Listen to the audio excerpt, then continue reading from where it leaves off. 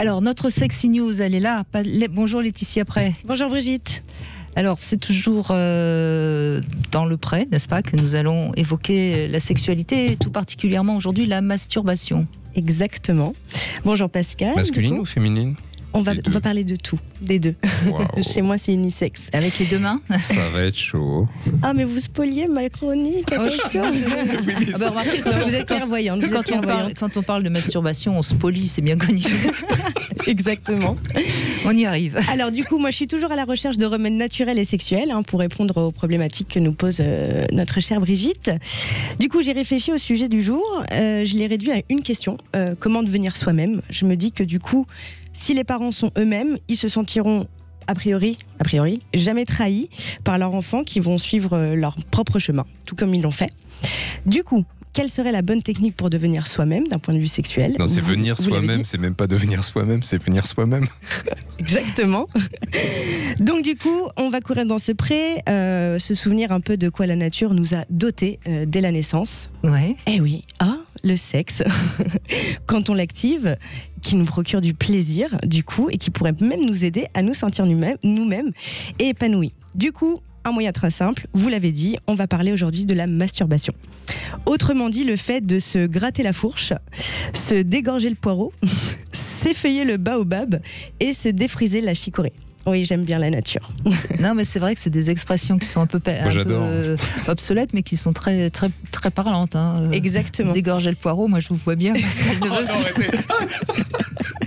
Mais du coup, c'est vrai qu'il existe... C'est pas parce que j'ai un micro en face de moi. Dégorger poireau, oui, c'est essentiellement masculin du coup. Bah oui. Du coup, alors c'est vrai qu'il existe pas mal d'expressions farfelues pour parler de la masturbation, mais peu de langues déliées au sujet de l'auto-érotisme, comme vous l'avez évoqué tout à l'heure. Et pour cause, aujourd'hui, on sort petit à petit d'un héritage patriarcat et religieux qui nous a complètement fusillé la masturbation. On l'a enfermé dans un donjon et au passage, on va exciser 2-3 clitoris, comme ça on sera tranquille. Enfin, les donjons, on peut y faire des choses. C'est vrai, c'est vrai. Pour les clitoris, c'est exactement 2,2 millions par an encore aujourd'hui, donc l'enfer sur Terre. Excisées, oui. Ouais, ça en revanche, merci de la petite anecdote moins sympa, mais bon. Alors, on va faire un peu d'histoire par rapport à la masturbation. Donc, les scientifiques visiblement pensaient pendant des siècles et des siècles qu'elle provoquait des troubles de l'intelligence et toutes sortes de maladies. Donc, il y a beaucoup de gens qui ont fini à l'asile parce qu'ils se masturbaient.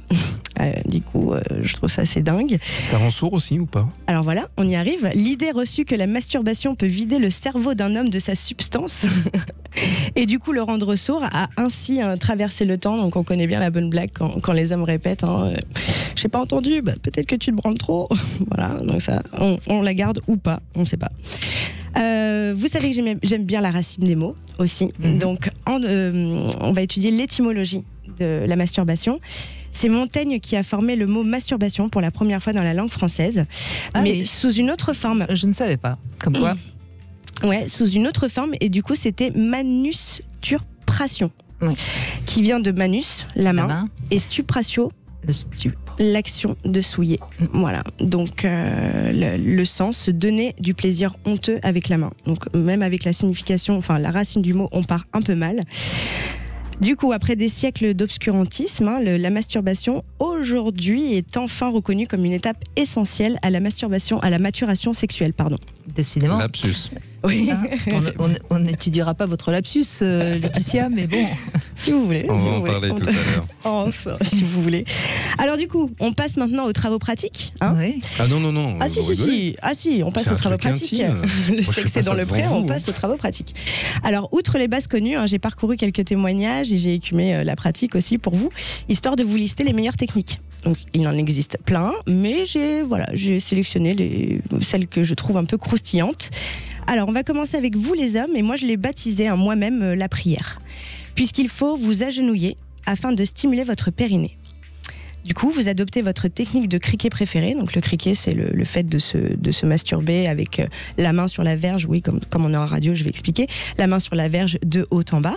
Donc ça, c'est la technique de criquet. Donc vous prenez votre technique de criquet préférée, les fesses écartées sur vos talons et visiblement haute sensation orgasmique garantie. Voilà, je vous laisserai essayer Pascal et nous en dire des nouvelles. Ensuite, la technique de l'injaculation, celle-là, je ne la connaissais pas. la technique de l'injaculation. Donc c'est celle qui joue avec le liquide préséminal avant la sortie du sperme. Donc vous savez, c'est ce liquide qui sort lors de l'excitation. Donc là, il s'agit d'adopter pareil la technique de masturbation que vous préférez, mais sans aller trop vite. Parce que plus l'excitation est forte, plus le liquide va être abondant. Au moment où vous sentez que vous allez jouir, vous stoppez tout. Vous arrêtez tout. Donc la force mentale. Et du coup, donc ça fait un espèce d'ascenseur émotionnel. Il va y avoir une forte frustration, mais aussi une grande envie de reprendre, ce qui va provoquer l'intensité de la masturbation.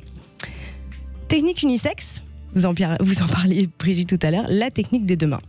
En effet, pour les hommes comme pour les femmes, plus il y a de mains, plus les sensations de masturbation vont être intenses. Alors n'hésitez pas à y mettre les 2 mains. Pour vous, mesdames, la classique qui est très connue, pomme de douche. Voilà, c'est celle qui vous offre ces petits jets à température réglable. Visiblement, plus on passe du chaud au froid sur le clitoris et plus l'excitation est intense. Vous pouvez donc placer les jets sur votre clitoris ou votre vulve, comme bon vous semble, et vous laisser aller. Et pour les plus téméraires, on dévisse le pommeau et on s'en sert directement comme accessoire de pénétration. Alors, l'intensité... Il faut avoir un plombier à la maison après pour remettre le pommeau. Aussi. Et là, du coup, on passe de la masturbation à l'échange. On n'est pas obligé d'expliquer pourquoi, mais... On ne donnera pas de numéro de téléphone, mais... C'est ça. Alors du coup, l'intensité de l'auto-érotisme pour majorité des femmes apparemment se ferait ressentir en position allongée sur le ventre. Cette position, visiblement, motiverait des mouvements de va-et-vient du bassin et stimulerait à la fois lèvres et clitoris. Certains ou certaines y ont même élaboré des techniques de descente vers la fontaine. Alors la fontaine, pour rappel, c'est l'éjaculation de la cyprine. Pour le coup, alors ça c'est plutôt une pratique de masturbation à 2. Et pour l'activateur, et là j'ai vraiment des points techniques, prenez des notes, il s'agit d'enfoncer une phalange et demie ou 2 phalanges, suivant la femme, et d'effectuer des pressions fortes et rapides vers le haut de cette partie un peu rugueuse, qu'offre l'extérieur du vagin, jusqu'à sentir celui-ci gonfler. 3 solutions, elle jouit, elle devient fontaine, ou les 2, si c'est pas magique. Dans tous les cas, plaisir garanti. Vous avez noté, Pascal ? Ouais, vous êtes docteur S masturbation en fait, c'est ça ? Exactement.